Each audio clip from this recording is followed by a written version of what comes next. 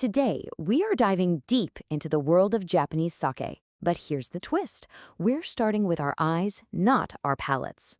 Because, believe it or not, before you ever take a single sip, a glass of sake has a whole story it's waiting to tell you, if you just know how to read it. So let's learn the language, shall we? So, just take a look at this glass. Seems pretty simple, right? Just sake in a glass.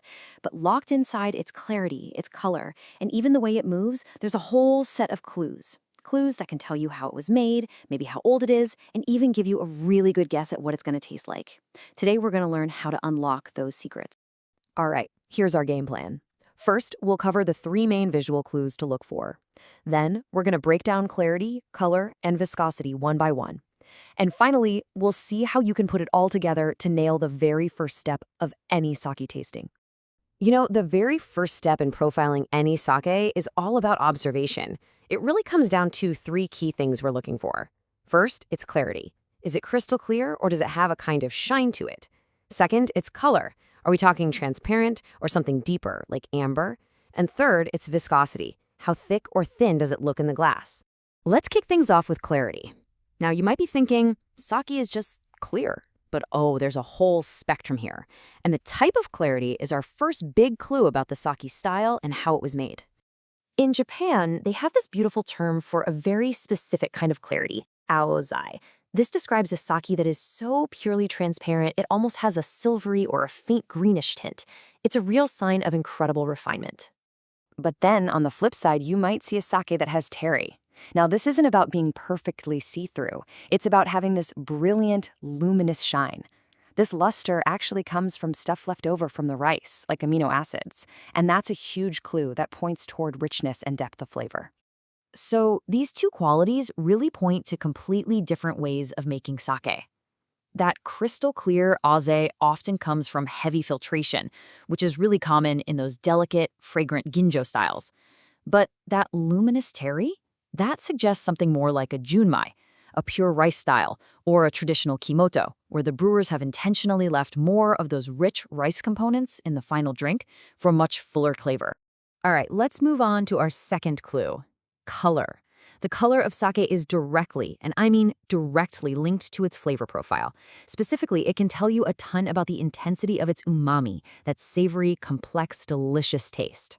Yeah, here's a good rule of thumb. The deeper the yellow tint in a sake, the more umami and flavor complexity it's likely to have.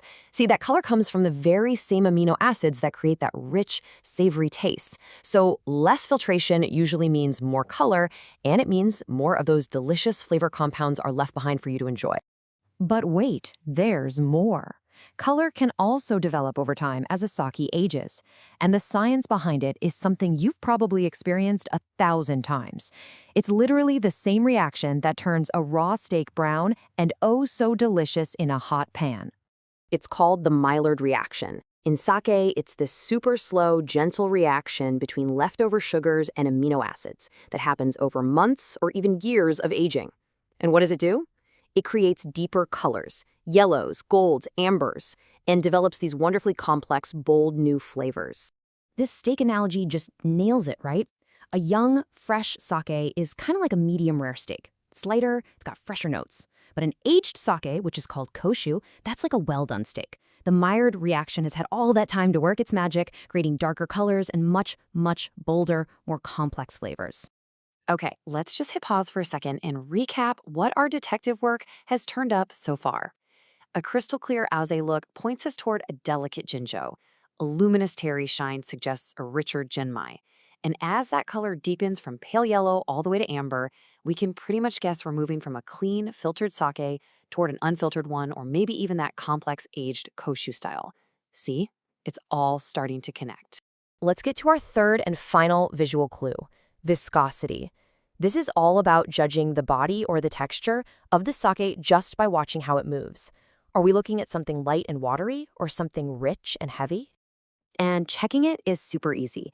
Just like you would with wine, give your glass a gentle swirl. Then watch the drips, or the legs, as they form on the side of the glass. The slower and thicker those legs are, well, the higher the viscosity of the sake. It's that simple. So, what are those slow-moving legs trying to tell us? Well, higher viscosity can suggest a few things. Maybe a higher alcohol content, maybe more of those rich umami components, or maybe that the sake has been aged. It's a really strong hint that you're about to taste a full-bodied, complex sake. But, and this is a really important but, you gotta be careful. With some styles, like sparkling sake for instance, that high viscosity might be coming from leftover sugar, not from alcohol or umami. So it's so important to remember, these are powerful clues to guide your tasting, but they are not absolute unbreakable rules. And with that, we've wrapped up our visual inspection. By combining these three clues, clarity, color, and viscosity, you've just completed the entire first step of a professional sake tasting. And you did it all without taking a single sip. Pretty cool, right? So let's put it all together. We used clarity to get a feeling for the brewing philosophy. Was it about refinement or richness? We read the color to get clues about the level of umami and its potential age. And we checked the viscosity to predict the sake's body and its strength. You've basically built a complete visual profile. You know, don't just take my word for it. As sake expert Genya Nozawa says, appearance tells us a lot of things, and it would be very useful clues to go further in the process of sake tasting. You have now officially armed yourself with those exact clues. So you've done it. You've learned how to read the story that a sake tells just with its appearance. You've decoded the visual clues, and you've built an expectation. The only real question left is, what are you going to discover when you finally raise that glass and take that first sip? Well, that's where the next part of the adventure begins.